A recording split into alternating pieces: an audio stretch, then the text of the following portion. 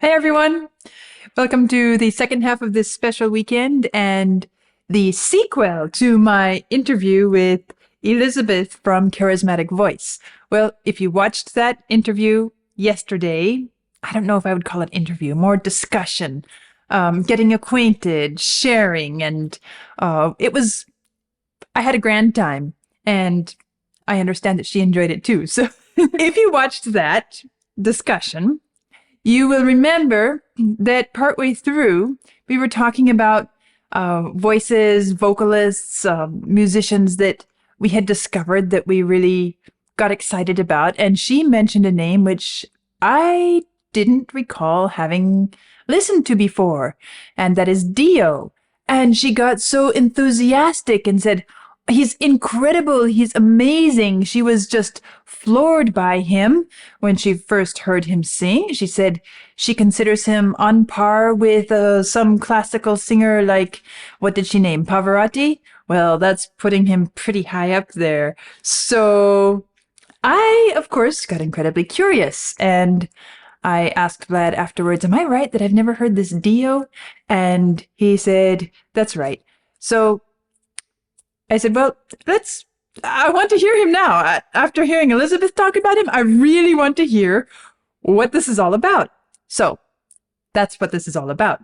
I am going to hear Dio for the first time. I have no idea if I'll be as impressed as Elizabeth was and is, but however it is, it's going to be a wonderful discovery of yet another musician in the rock genre that I haven't heard yet. As usual, I have a few paragraphs to read, so I'll do that, and then we'll listen. Rainbow are a British rock band formed in Hertford in 1975 by guitarist Ritchie Blackmore. I've heard that name. Established in the aftermath of Blackmore's first departure from Deep Purple. Oh, of course, Blackmore with Deep Purple. Of course. They originally featured 4 members of the American rock band Elf, including their singer, Ronnie James Dio. Long Live Rock and Roll was their last album with Dio before he left the band to join Black Sabbath in 1979. And, well, I've heard Black Sabbath, but I guess I didn't hear the Dio era. Rainbow were ranked number 90 on VH1's 100 Greatest Artists of Hard Rock. The band has sold over 28 million records worldwide. Stargazer was released as the 5th track from the band's second studio album, Rising, in 1976. It is notable for its musical complexity, with the guitar, lyrics, and drum intro cited as significant examples of the talents of guitarist Ritchie Blackmore, singer Ronnie James Dio, and drummer Cozy Powell. The song features the Munich Philharmonic Orchestra, a Vaco Orchestron, and what Ritchie Blackmore called a string thing all playing this half-Turkish scale. What a definition. String thing all playing this half-Turkish scale. I love that. The song has been called a morality tale from, according to lyricist Ronnie James Dio, so he wrote the lyrics as well. Nice. The standpoint of a slave in Egyptian times. They relate the story of the wizard, an astronomer who becomes obsessed with the idea of flying and enslaves a vast army to build a tower from which he can take off and fly. Building the tower in harsh conditions, the people hope for the day when their misery ends. In the end, the wizard climbs to the top of the tower, but instead of flying, falls and dies. According to Dio, the next song, A Light in the Black, continues the story of the people who have lost all purpose after the wizard's death until they see the light in the dark. Sounds like it could be rather, fall into that category of instructive, as it says, morality tale, an instructive story, instructive legend, something that kind of guides us through the dark times. Stargazer was the first song to be played by different bands at the UK's Monsters of Rock Festival, by Rainbow in 1980, and in abbreviated form by Dio in 1983. A poll held by Gibson ranked the song the 17th greatest heavy metal song of all time. Well, then it's my turn to hear Dio for the first time. Let's see how he sounds. Along with, of course, the entire band.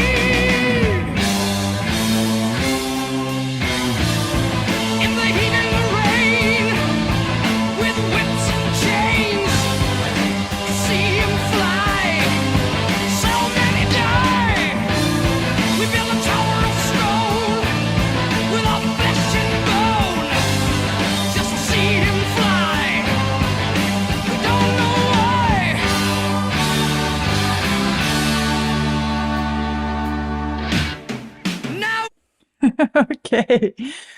Well, I had no idea what to expect, really, other than he's a singer who at least is capable of doing the more metal style voice.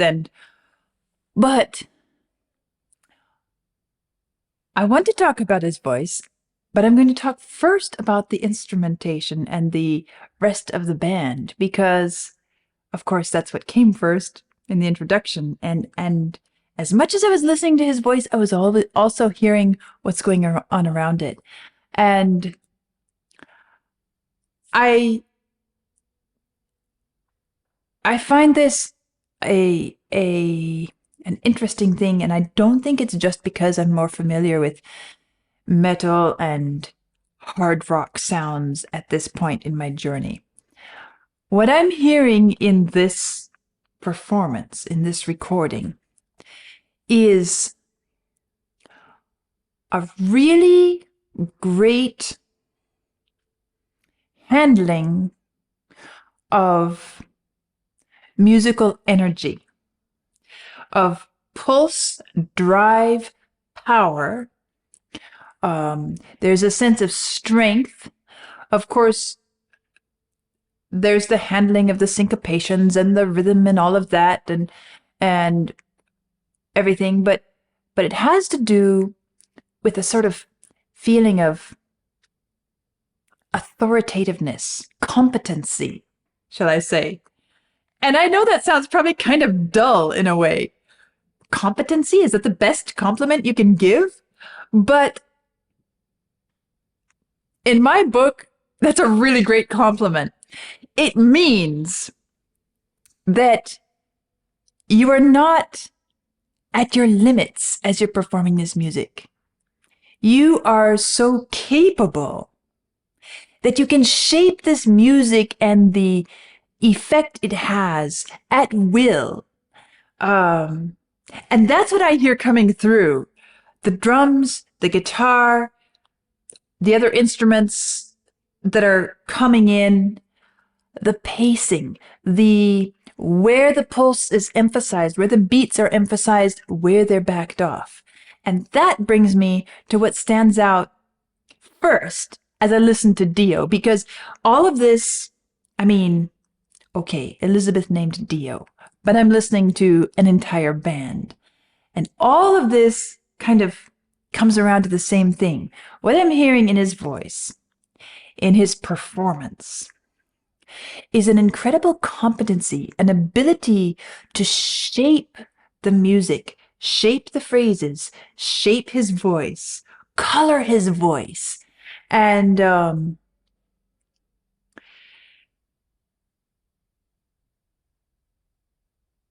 it gives this a different feeling than just a big, noisy wall of sound that comes crashing at you. It's not like a wave that just comes and runs you over. It's not like standing in traffic and having the vehicles run you over one by one by one, and you're like, can we be done now? Okay, here comes the next big one. No, to me, this is this is coming across as an actual musical expression, emphasis on musical, in spite of the fact that it is a style and a genre which is really quite hard and shall we say aggressive, but it doesn't even come across as terribly aggressive simply because it is so nuanced.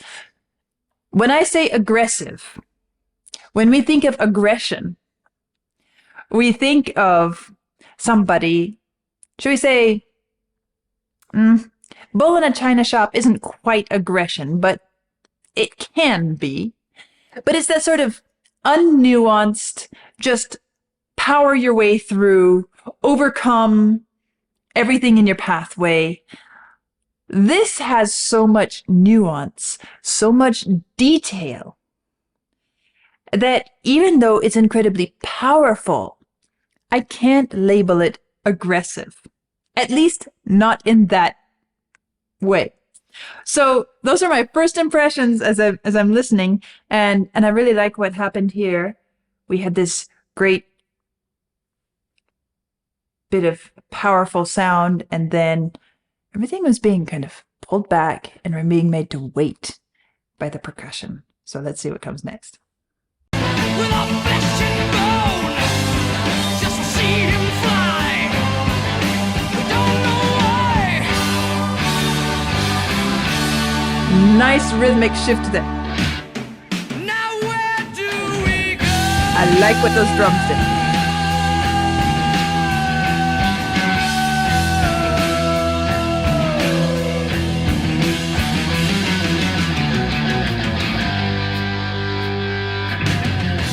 Hot wind moving fast across the desert. We feel that our time has arrived. The world spins while we put his wing together. A tower of stone to take him straight to the sky. So I have this Pavarotti comparison in my mind because of what Elizabeth said. Notice, as you listen to his voice, here's what I'm noticing. There is a ring to it. There is a, shall I say, a glint to the sword. It has this shine, this vibrancy, this brilliancy to it. He is not just using what I'm going to dub the metal voice, for lack of terminology. He is using all kinds of voice. And you hear some vibrato in there. You hear some great sustained lines. You hear great articulation. And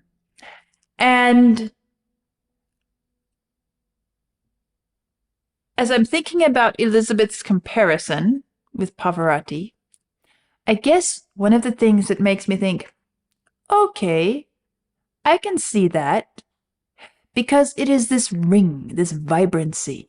And if you listen to Pavarotti, you hear the same vibrancy in his voice that lets you know that there is no stress, no strain. It's all working, and it's just bursting through. It's like he is the embodiment of singing. And as I'm thinking about, okay, what is this comparison she was making with Pavarotti? Because they're two very different vocal styles. That's what stands out to me. Now, you know, I'm not an opera singer. I don't know all the vocal techniques that Elizabeth knows, but I'm listening to this as a musician with my ears wide open, kind of given a couple clues from Elizabeth as to what she finds attractive and engaging, but I'm finding a lot myself as well. And I have to say that I find this voice, even though he's sometimes tending towards the metal voice, really enjoyable to listen to, because it has this nuance and this vibrancy and this feeling of ease and competency. Time has arrived. The world spins while we put his wing Agile. together. A tower of stone to take him straight to the sky. Oh, I see his face. Where is your star? Is it I like what's happening in is it instruments. far, far? When do we leave? Hey, I believe.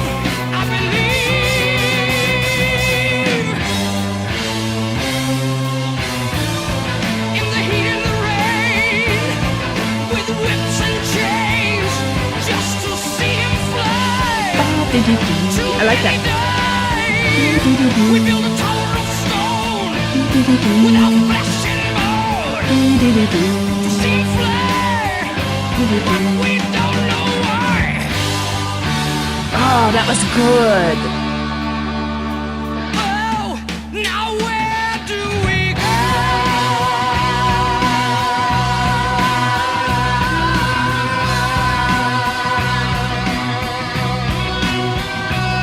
on. I have to figure out that. Hold on a second.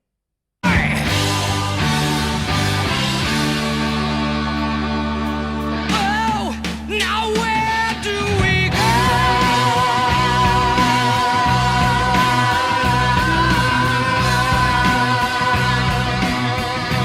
Nice.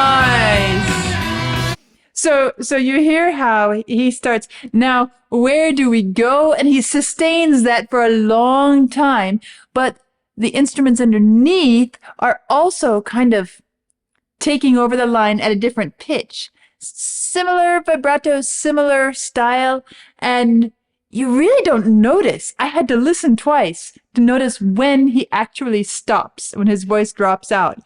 Because by that point, everything else has really taken center stage. But it's such a great transition and such good working together.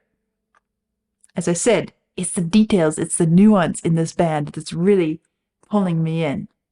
One more time, keep going. Seems like, but we don't know why. So good there. Oh, now where do we go?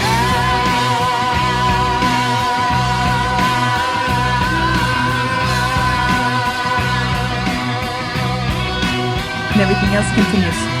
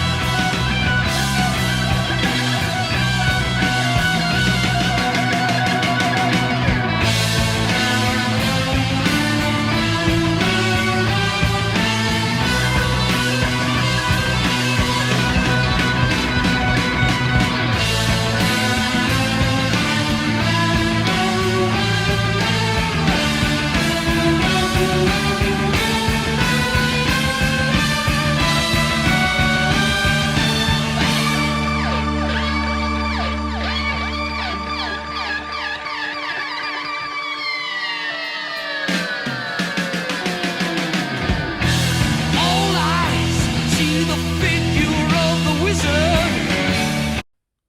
That was quite a solo. I'm listening to it and I'm impressed by the guitarist himself. See, I guess that's Richie, right? Richie Blackmore. But I'm also impressed with, okay, I've got to look up this drummer's name again because it's not one that is at the tip of my tongue. Cozy Powell. I'm also impressed with what Cozy Powell is doing with the drums. There were a few moments where he came in sync with Richie's guitar solo part, and it did such a great job of emphasizing and helping to shape and launch the guitar even further. I loved it. Now, there's something else I was kind of pointing out. Dum dee dee deet, dum dee dee deet. And I've noticed this a few times throughout the piece. It's the sort of, I don't know, ostinato, riff, whatever you want to call it, that could sound incredibly, you know, like if I hear somebody driving by in a car with the speakers blaring and all I hear is bum dee dee deet, bum dee dee deet, bum dee dee deet. I'm like, what sort of brain deadening music are they listening to, right? But here, because of all else that is going on around it and the way the music is developing and shaping around it, it works as an incredibly good kind of foundation, groundwork on which everything else is built. And I pointed it out, not because it was obnoxious, believe it or not, but because it actually is a great example of, we could call that kind of, well, I don't know. If I hear somebody driving by, I figure they're listening to some cheap commercial, bum dee dee dee, bum dee dee dee, bum dee dee dee. You know, maybe it's part of just the stereotype, the image I have in my mind. But in spite of the fact that this could be dull, deadening, or commercial, you know, the sort of stuff that is just churned out and churned out, bum dee dee dee, bum dee dee dee. Here it is. And it's anything but commercial sounding to my ears in this context. It's a great example of the fact that any musical element can be put to great use with the right application. And that's why I pointed it out, because I love it when something which sounds rather overused suddenly works so well. In the same vein, there were a couple moments with the guitar solo where we heard that sort of dee dee dee dee dee dee dee dum. It was almost like he was quoting Fairy Lisa again, something that is so overplayed and overused that as a piano teacher, I just want to turn and walk away every time I hear something that imitates it. But it was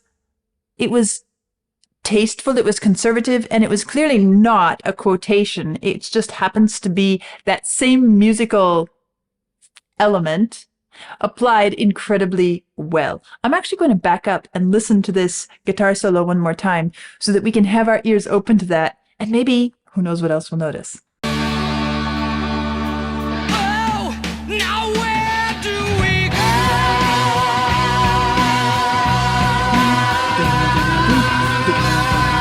You hear it? That works so well. Hear the guitar. Kind of wailing, humming, and carrying us higher. Carrying us out of that bass. And falling down.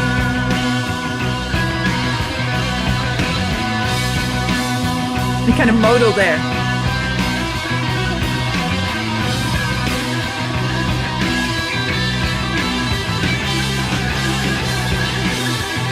Intensifying. The drums respond. Kind of helping push it further and further to the top. And I love this descent.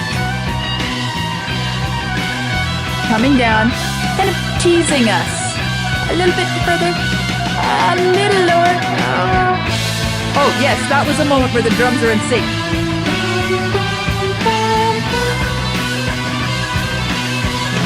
Kind of lifting it up. Bum, bum, bum, bum, bum.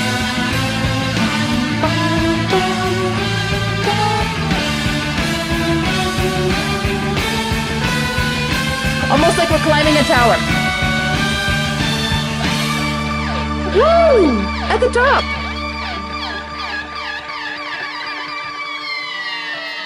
Is he falling? Is he falling? Is he falling? Oh. And here we go.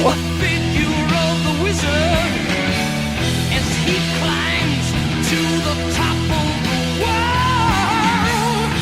No sound as he falls instead of rising. Time standing still, then there's blood on the sand. Oh, I see. It's so great the way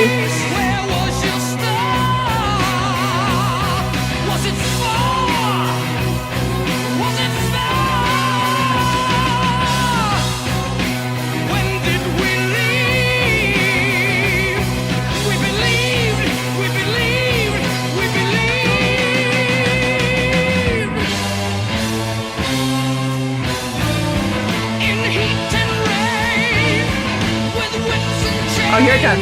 Da-da-da. It's back again. so many days. We built a tower of stone with our flesh and bone to see 'em fly. But why, in all the rain, with all the chains, did so many die just to see 'em fly? Look at my flesh and bone.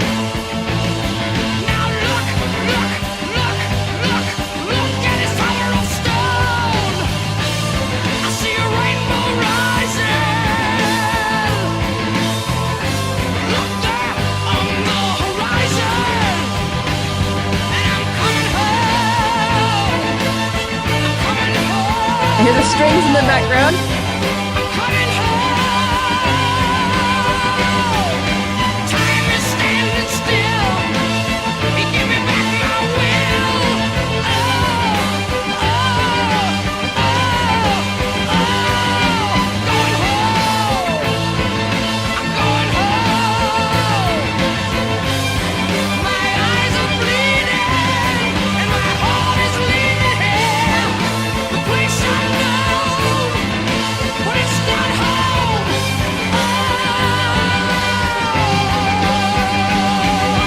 Take me back. You give me back my will.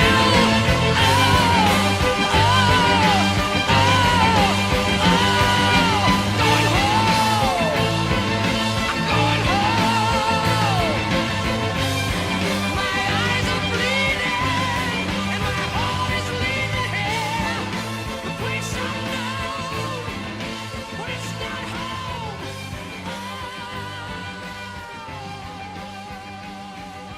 Take me back. Take me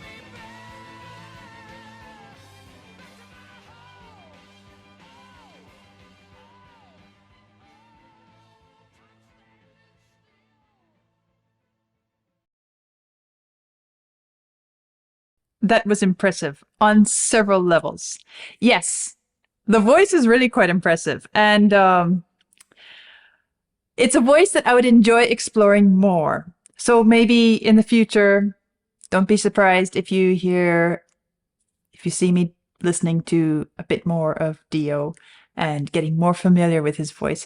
Perhaps in some of these other bands he's been in, right? Because, well, I guess he had a Black Sabbath era.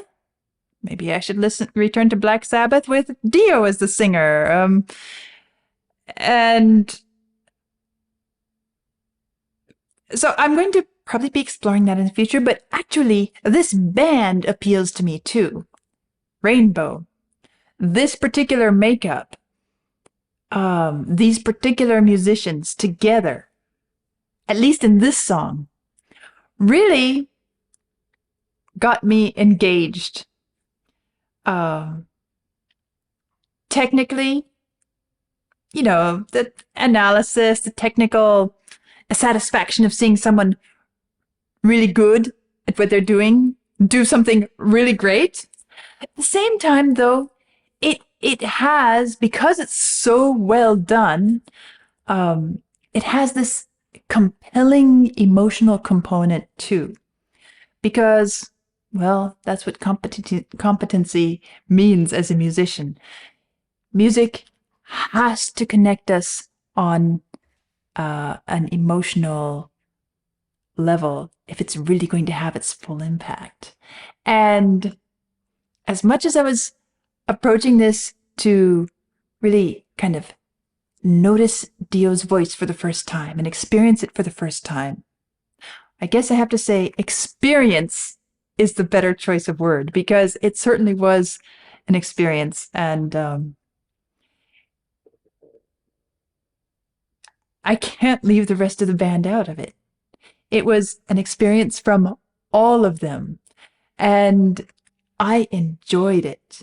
I found it meaningful and substantive at the same time, with that compelling emotional component that pulls me in, even if it's a style of music that I don't typically listen to. And that is even more impressive to me. So that's my first exposure to Dio and to Rainbow. And I'm looking forward to exploring them more.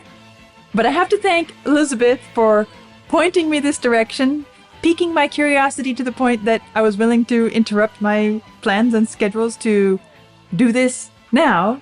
And what a great experience. I'll see you all soon.